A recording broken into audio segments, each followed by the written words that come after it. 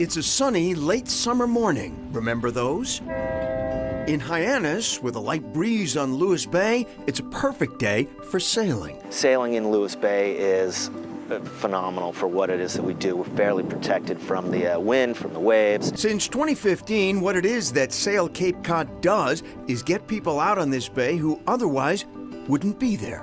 Nate, could you hold up that up? The adaptive program at Sail Cape Cod really is the idea that we can bring the water to anyone, regardless of disabilities, economic situation, age. We have capability to get every single person out on the water. Well, I grew up sailing, and as my disease progresses, I lose out on more and more opportunities to do the things that I wanted to do. Lissa Khan was first diagnosed with MS in 1999.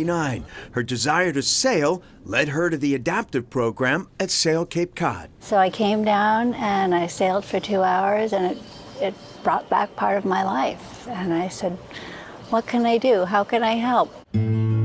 Today, Khan volunteers doing community outreach for adaptive sailing. We're all volunteers. We all do this because we care about making this available. We don't want any limitations. They have enough. We have enough. Among those who find the soothing peace and therapy of the water are veterans and families with children. A child with disabilities doing activities with their families is really hard to come by. They get a couple of hours where they can get out and just be free and just be on a boat and not have to worry about being different. On this day, 14-year-old Salim Argun, who has Duchenne muscular dystrophy, was headed out with his family. It's a very safe environment and a very supportive environment. It just increases the quality of life for him. As a whole family, we can do this together. And so they do, leaving limitations on land, finding freedom on the water. When I get in the water, I'm not disabled. So you can relax, you can enjoy. I leave the world behind. Bye. Back on the dock. There's nothing like it. From Cape Cod to Cape Ann. In Gloucester Harbor's heyday, there were 400 to 500 fishing vessels here, most of them family-owned. It was said you could walk around the entire Horseshoe Harbor jumping boat to boat without ever getting your feet wet. Today, you'd get wet.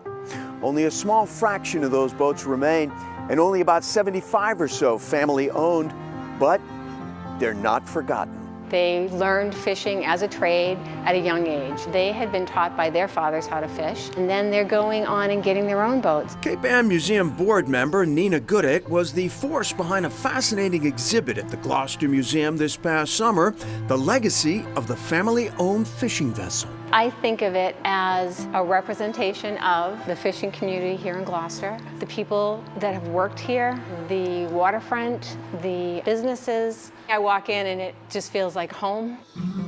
It should.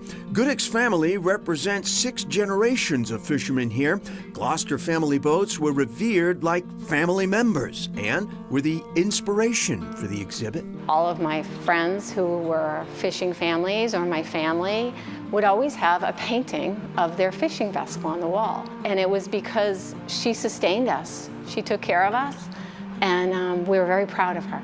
In turn, proud local families provided the exhibit with paintings of their forebears' fishing vessels, as well as a variety of other maritime artifacts. This was your doorbell. This is my doorbell. This former ship's bow. Which was on the Linda B, which was my dad's boat and my grandfather's boat. For us, boats became part of the family. They're your survival. This is what you do. This is your passion. This is how you live. So it was more than a boat. As kids, Al and Maria Millefolier would eagerly await the return of their dad, Alfonso, to this Gloucester wharf where he'd tie up his trawler, the Maria and Al. So this is a very familiar view for you guys. Oh, yeah. Usually my mom, my grandmother, everybody would be waiting at the dock to go give him a hug and a kiss after being out for so long. Dad's home. Dad's home. Yeah, Dad's home.